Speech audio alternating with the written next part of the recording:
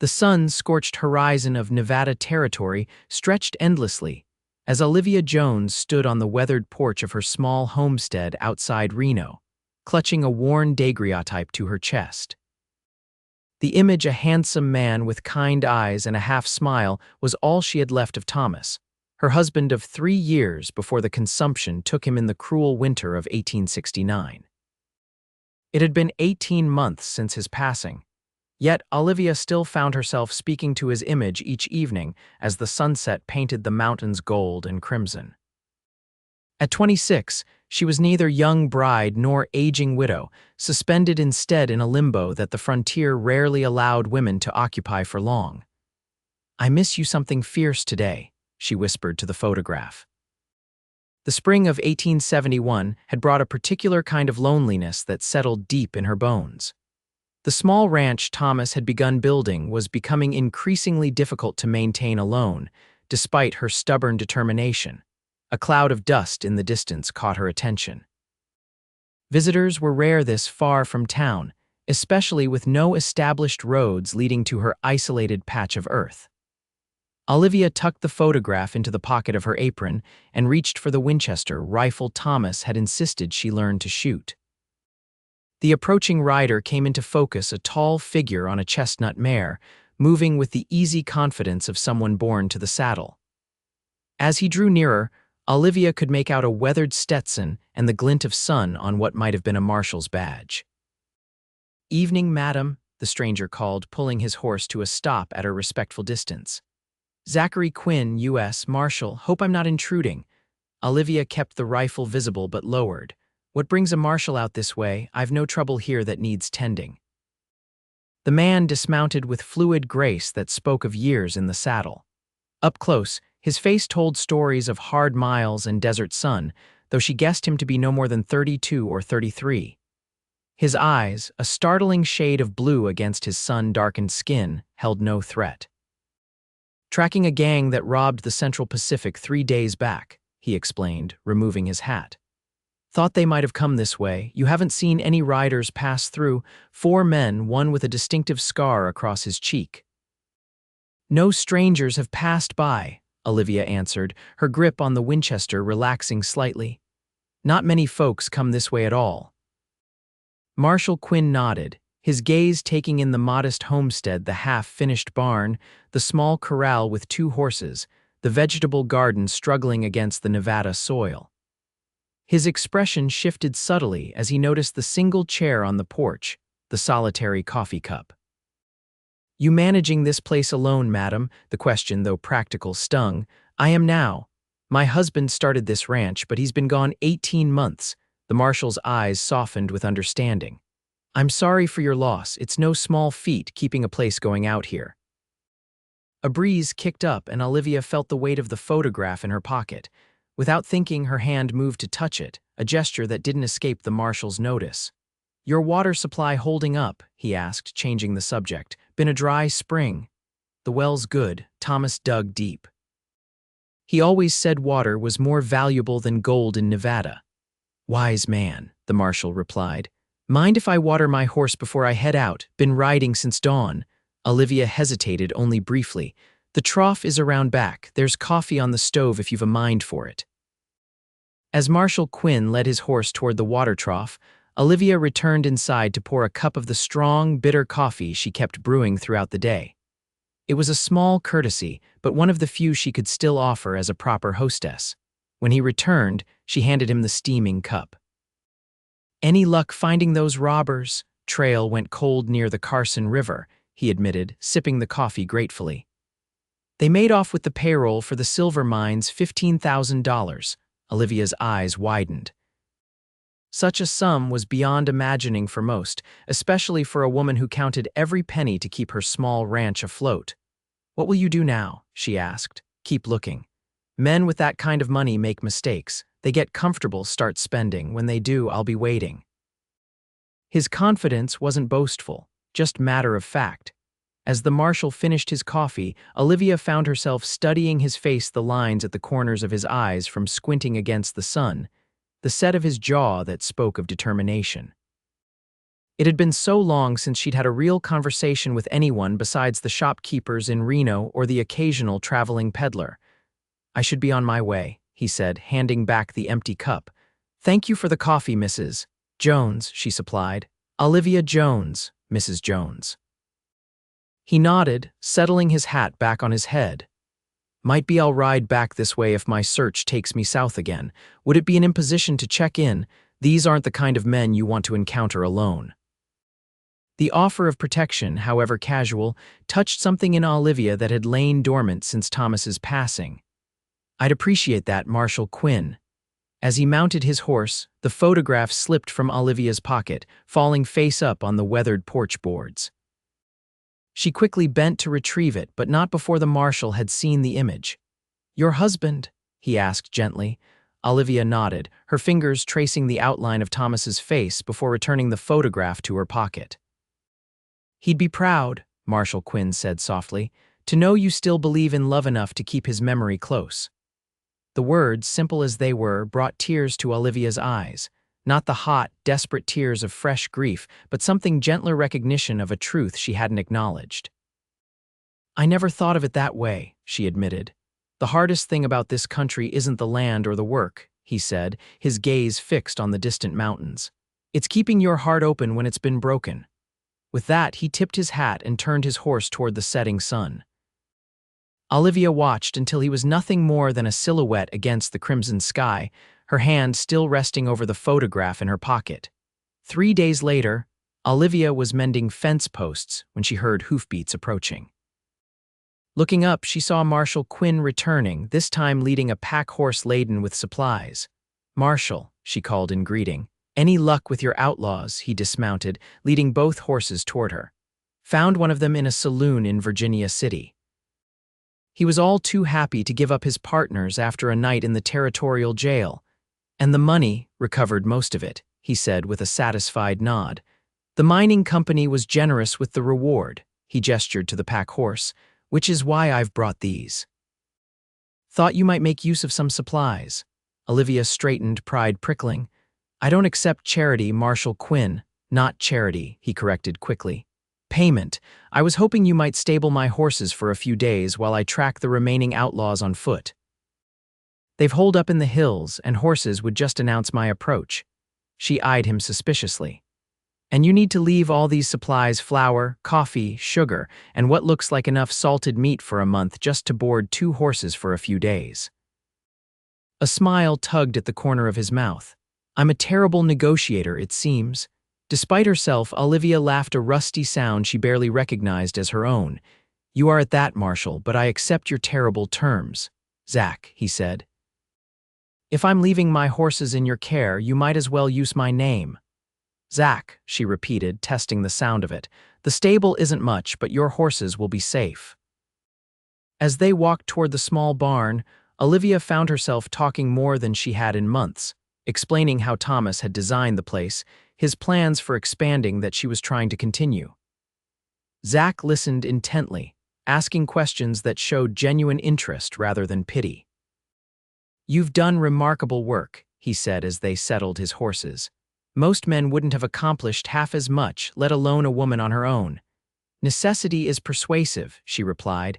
"I couldn't bear to let his dream fall to ruin." That evening, she insisted Zach stay for supper before heading out at dawn. They sat at her small table, the lantern light casting warm shadows as they shared a simple meal of rabbit stew. "How long have you been a marshal?" Olivia asked. 7 years, he answered. "Before that, I rode with the Pony Express until the telegraph put us out of business. Then served in the war between the states." "Union," he nodded. "Infantry, not much call for cavalrymen from Nevada in those days." "Thomas wanted to enlist," Olivia said, surprising herself by volunteering the information. "But his lungs were never strong. The consumption was probably always there, waiting." Zach's gaze was steady, compassionate, without veering into pity. "How did you meet him?" "I was teaching at a small school in Sacramento. He came to deliver lumber and stayed to court the schoolteacher." She smiled at the memory. "My father thought I was mad to follow a dreamer to Nevada territory, but Thomas had such plans for this land. And you, did you share his vision?" The question caught her off guard. Few had ever asked what she wanted. I believed in him, she said slowly. The land was secondary to that, but now I find I love it for its own sake, the way the light changes on the mountains. The wildflowers that somehow push through the rocky soil each spring. Zach nodded, understanding in his eyes. The desert gets in your blood. After supper, he refused her offer of the spare bedroom, insisting on sleeping in the barn with his horses. Old habit, he explained. Besides, I'll be leaving before first light. At dawn, Olivia awoke to find Zach already gone, but he'd left something on her porch, a small wooden box containing ammunition for her Winchester, and a folded piece of paper with a map drawn on it. If trouble comes, his neat handwriting explained, follow this route to the old mining cabin. Good sightlines and solid walls. The thoughtfulness of it warmed her more than it probably should have. A week passed with no sign of the marshal. Olivia found herself watching the horizon as she worked, a habit she chided herself for even as she continued it. The supplies he'd brought allowed her to focus on mending fences and tending the vegetable garden rather than making the long trip into Reno for provisions. On the 8th day, as she was bringing in the washing before an approaching storm, she spotted riders, 3 of them, moving fast toward her homestead. They weren't following the main trail, instead cutting across the open land with purpose. Instinctively, she reached for the photograph in her pocket, then grabbed the Winchester from beside the door. These weren't travelers looking for directions or hospitality. Their approach had the urgency of men on the run. The lead rider pulled up short about 50 yards from her house, calling out, "Woman, we need horses and supplies. Cooperate and you won't be harmed." Olivia's heart hammered in her chest, but her hands remained steady on the rifle. "I've nothing to spare, ride on."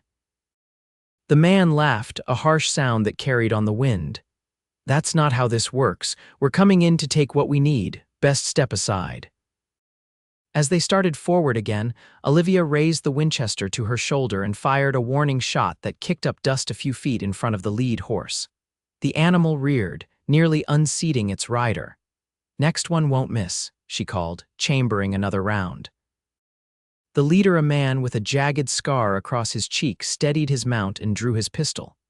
"You've got spirit, I'll give you that, but you're outnumbered, and we're not riding away empty-handed." Thunder rolled across the sky as the first heavy raindrops began to fall. Olivia stood her ground on the porch, the rifle unwavering despite the rain now soaking her dress. "This is your last warning," she said, her voice carrying in the sudden stillness that precedes a downpour. "There's nothing here worth dying for." The scarred man's face twisted with anger. "We'll see about that." He raised his pistol, but before he could fire, a shot rang out from the direction of the barn. The man clutched his shoulder, his weapon falling from suddenly nerveless fingers. "Drop your guns," came Zach's voice, clear and commanding. "Unless you're eager to join your friend in the territorial prison." Olivia risked a glance toward the sound. Zach stood at the corner of the barn, his Colt revolver trained on the outlaws, his badge catching what little light remained as the storm gathered force. The wounded leader cursed. "It's Quinn, shoot him." The next few moments passed in a blur of gunfire and shouting.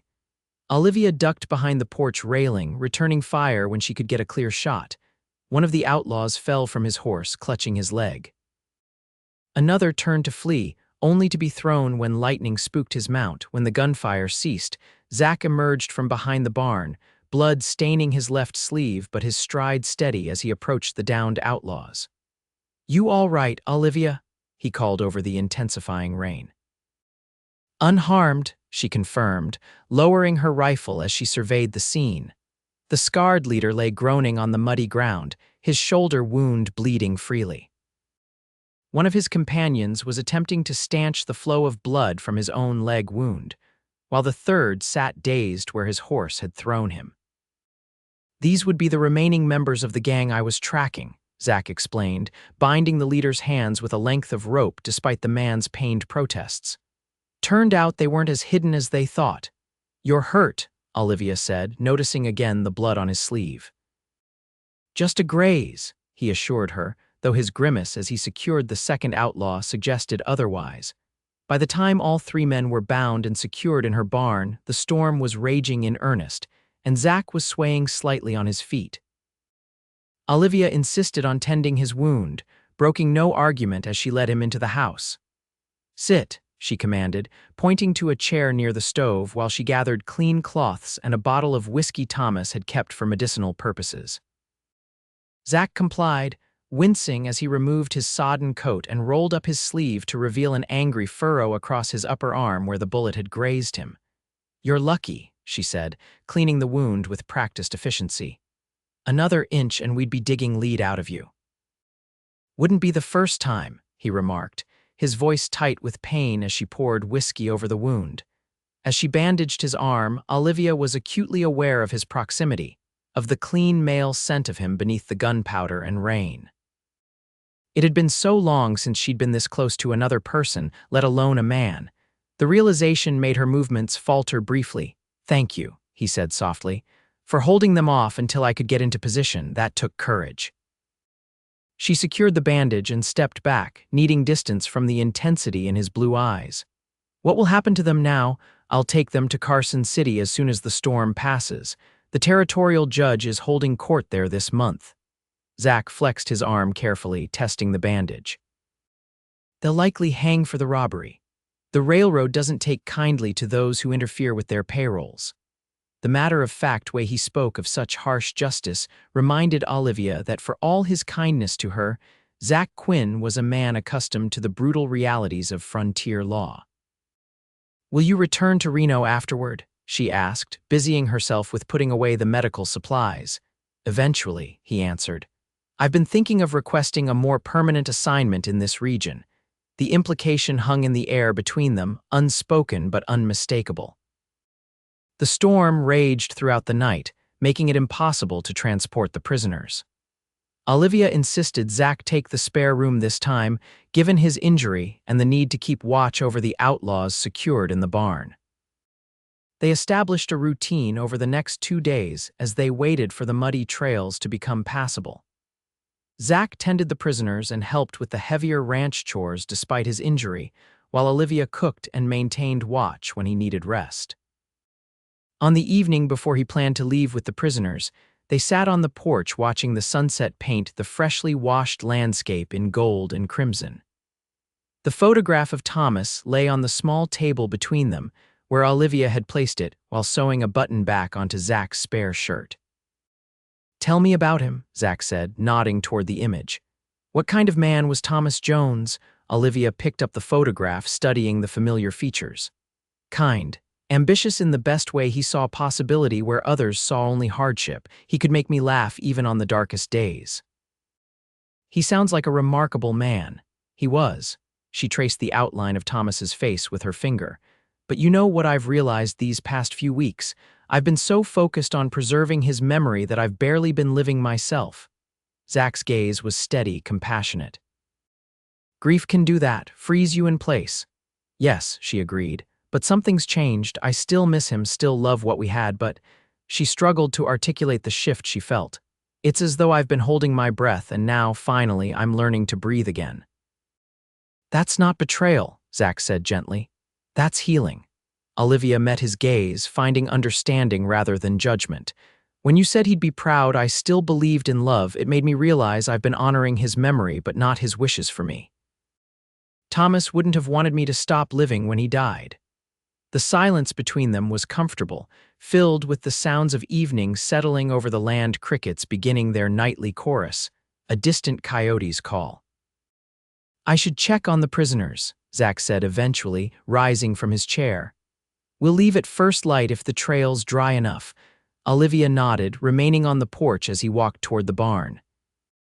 She still held Thomas's photograph, but now she slipped it into her pocket rather than continuing to gaze at it, a small but significant change.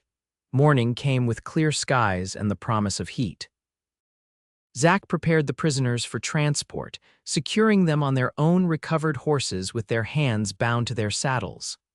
"I've left more ammunition under your bed," he told Olivia as he readied to depart, "and there's a whistle in the drawer beside it. 3 sharp blasts will carry for miles in this air." She smiled at his thoroughness. I managed before you arrived, Marshal Quinn. I expect I'll manage after you leave. I don't doubt it, he replied, but I'd rest easier knowing you've got the means to call for help if needed. As he mounted his horse, Olivia handed him a package wrapped in oilcloth. Provisions for the road, she explained, and a letter to be posted in Carson City if you would. It's to my sister in Sacramento. Their fingers brushed during the exchange, a fleeting contact that nonetheless sent warmth spreading through her. I'll be back this way, Zach said, his voice low enough that the prisoners couldn't hear. Once these men are delivered to justice. It wasn't quite a question, but Olivia answered it anyway. I'll be here. She watched them ride away, the three bound men surrounded by Zach and two deputy marshals who had arrived at dawn. Only when they were dots on the horizon did she turn back to her daily chores, her steps lighter than they had been in 18 months. 2 weeks passed with no word from Zach. Olivia continued her work on the ranch, but now she found herself making improvements rather than merely maintaining what Thomas had built. She added a new section to the vegetable garden, traded for 2 milk cows from a neighboring homestead, and began sketching plans for expanding the barn. Each night, she still took out Thomas's photograph, but now she spoke to him differently, telling him about her plans, asking what he thought of her ideas for the ranch, even mentioning Zach and the unexpected friendship that had developed between them. I think you would have liked him, she told the photograph one evening. He sees the same potential in this land that you did. On market day, Olivia traveled to Reno with eggs, butter, and vegetables to sell. The small town was bustling, with new construction evident along the main street, evidence of the growing importance of the railroad junction. As she finished her business at the general store, a familiar voice called her name. Turning, she saw Zach approaching, looking more formal in a clean shirt and vest than she'd seen him before. Marshal Quinn, she greeted him, suddenly conscious of her plain work dress and wind-tousled hair. I didn't know you were back. Arrived yesterday, he said, falling into step beside her as she loaded her purchases into her wagon. The trial was quick. All 3 were sentenced to hang, but the judge commuted the sentence for the youngest in exchange for testimony against a larger gang operating out of California. And your new assignment, a smile broke across his face. Granted, I'm to establish a proper marshal's office here in Reno. The town's growing fast enough to need one. Congratulations, Olivia said sincerely. That's wonderful news. There was an awkward moment as they stood beside her wagon, neither quite ready to part ways but unsure how to proceed. I was wondering, Zach began, then paused to clear his throat. That is, I'd like to call on you properly if you'd permit it. Sunday dinner, perhaps. The directness of the request brought color to Olivia's cheeks. I'd like that, she said, her voice steadier than she felt. His smile deepened, reaching his eyes. I'll ride out midday Sunday then. As Olivia drove her wagon home, she found herself smiling at nothing in particular, anticipation warming her chest despite the autumn chill in the air. Sunday arrived with Olivia in an uncharacteristic state of nervous energy. She had spent the previous day preparing baking bread, roasting a chicken, even cutting fresh wildflowers for the table. She wore her best dress, a deep blue cotton that Thomas had always said matched her eyes, and arranged her dark hair more carefully than usual. Zach arrived precisely at noon, riding the same chestnut mare but dressed in clothes that suggested a trip to the tailor rather than days on the trail. He had brought a gift, a book of poetry by Walt Whitman. I noticed you had books but little poetry, he explained as she unwrapped it. The shopkeeper's wife assured me it was appropriate. Olivia ran her fingers over the embossed cover. It's lovely, thank you. The meal passed with easy conversation about the changes coming to Reno, Zach's plans for the marshal's office, and Olivia's progress with the ranch.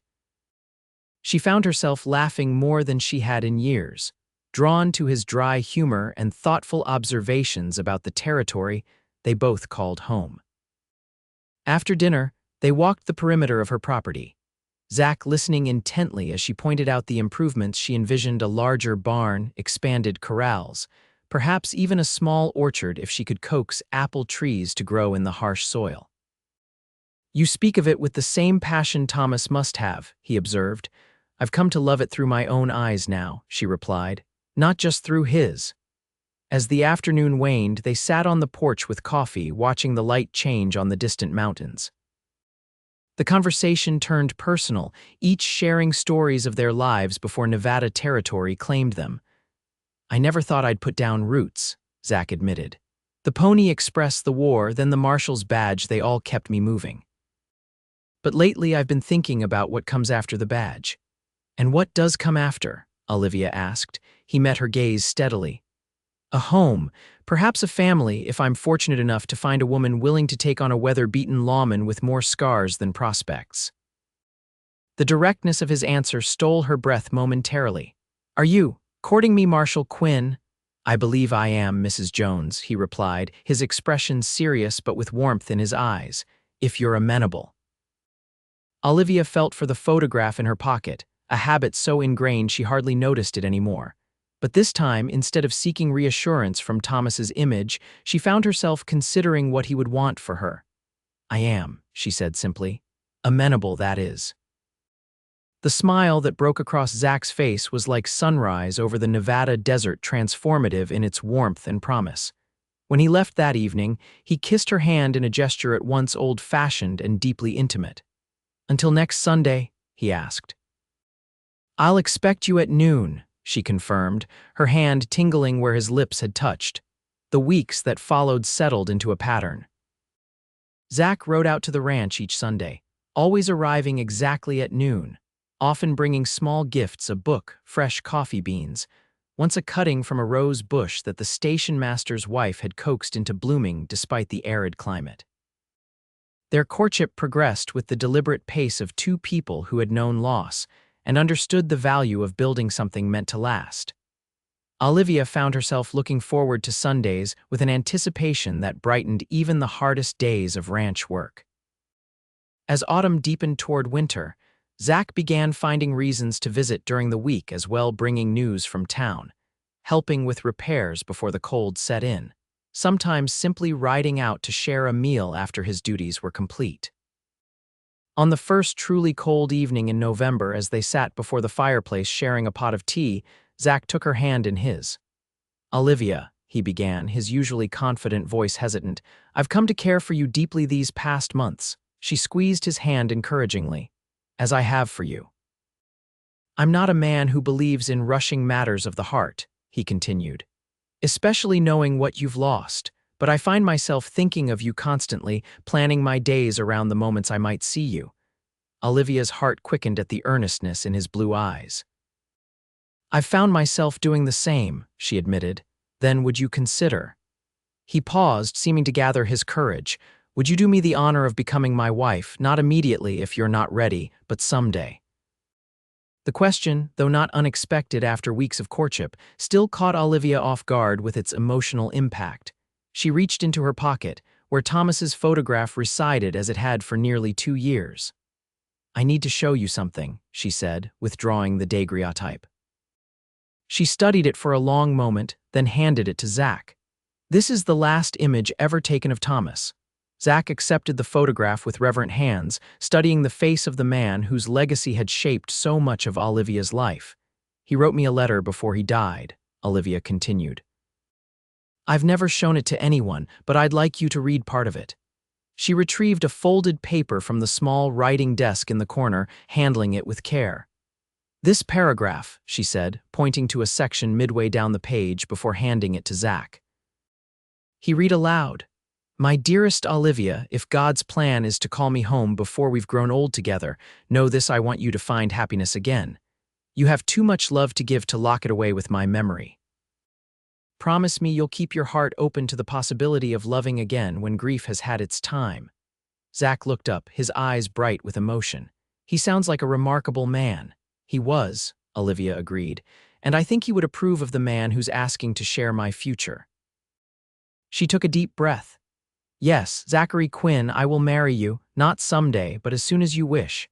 The joy that transformed his face was answer enough, but he pulled her gently into his arms and kissed her with a tenderness that spoke of promises kept and futures intertwined. They were married on Christmas Eve in the small church in Reno, with a handful of friends and Olivia's sister, who had traveled from Sacramento for the occasion. Olivia wore a new dress of deep green wool, with Thomas's photograph tucked into a small pocket sewn inside, close to her heart but no longer her primary focus. As they exchanged vows, snowflakes began drifting past the church windows, a rare sight in the Nevada desert, and considered a blessing by the old-timers in attendance. Zach had prepared a surprise, a deed to the adjoining property which he had purchased to expand their ranch. Thomas had the right vision, he explained as they rode home through the gentle snowfall. I want to help you bring it to life. That night, as they lay together in the bedroom that was now theirs rather than hers alone, Olivia felt a sense of rightness settle over her. Loving Zach didn't diminish what she had shared with Thomas. Instead, it honored his wish for her to live fully. Spring brought changes to the expanded ranch. With Zach's help and additional hands they could now afford to hire, the barn was finally completed as Thomas had envisioned it. The vegetable garden doubled in size, and the first saplings of what would become an orchard were planted along the western border. Zach continued his duties as marshal, but arranged his schedule to spend more time at the ranch. They established a rhythm that accommodated both his responsibilities to the law and their shared commitment to building the home they both wanted. By summer, Olivia had news that brought tears of joy to Zach's eyes when she shared it. A baby, he whispered, his hand gentle on her still flat stomach. Our child. Due in winter, she confirmed. A Christmas baby, perhaps. As her pregnancy progressed, Olivia found herself talking to Thomas's photograph less often. Not because she had forgotten him, but because her conversations had served their purpose in helping her move through grief toward a new chapter of her life. One evening in late autumn, as she and Zach sat on the expanded porch watching the sunset, she handed him the daguerreotype. I think it's time for this to have a proper place, she said. Not in my pocket, but somewhere we can both see it and remember. Zach nodded, understanding without need for further explanation. The next day, he built a small shelf in their living room, where the photograph was placed alongside other mementos of their lives, a pressed flower from their wedding, the badge Zach had worn when they first met, the first letter he had written her during a trip to San Francisco. Their daughter, Elizabeth Thomas Quinn, was born on a clear December night with a midwife from Reno and Olivia's sister in attendance. Zach paced the porch until the newborn's cry split the night air, then rushed in to find Olivia tired but radiant, a small bundle cradled in her arms. She has your eyes, Olivia whispered as he knelt beside the bed, awestruck by the tiny perfect face peering up at him. And your strength, he replied, gently touching the wisp of dark hair that matched her mother's. As their daughter grew from infant to toddler to spirited child, the ranch prospered around her. By her 5th birthday, the Quinn Ranch had become one of the most successful in the region, known for its fine horses and the progressive farming methods Zach had learned during his travels.